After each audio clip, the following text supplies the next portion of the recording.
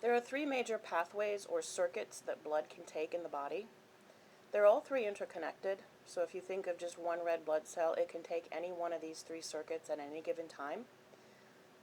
But there's the pulmonary circuit, which carries blood from the heart to the lungs, to the heart to the lungs, to the heart to the lungs. Then there's the systemic circuit, which carries blood from the heart to the body, from the heart to the body, from the heart to the body. And when you put those two together, we get what we usually refer to as the path of blood. Heart, body, heart, lungs. Heart, body, heart, lungs. But there's a third circuit called the coronary circuit that actually supplies blood to the heart muscle itself.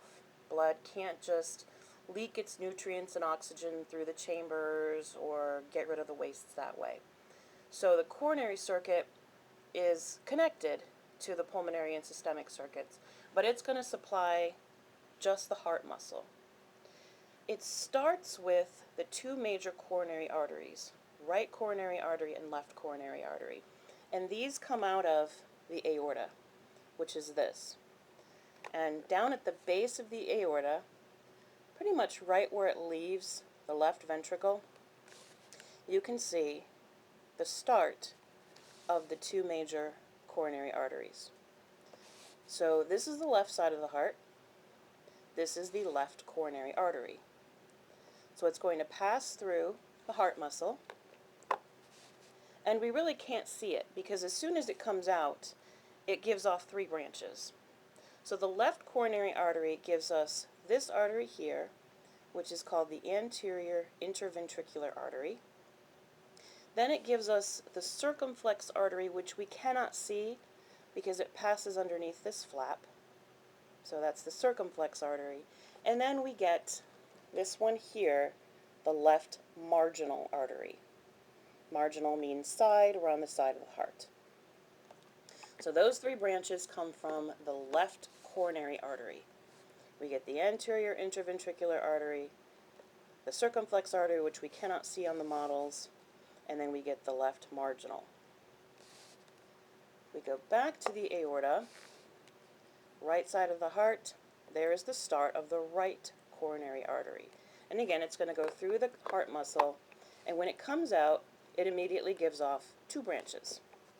This right here is the right marginal artery. Right there, again, marginal on the side.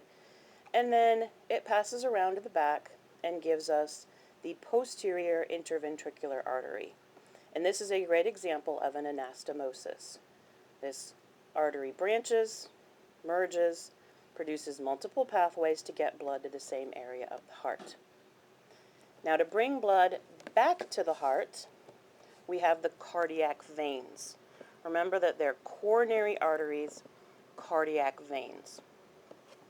This one right here is the great cardiac vein.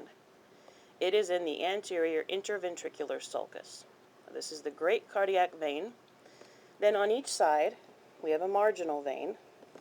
Sometimes these are called something different, but marginal veins are easy to remember. So we have a right and a left.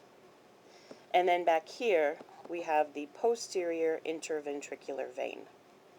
Now these veins all empty into another vein right here, which is called the coronary sinus.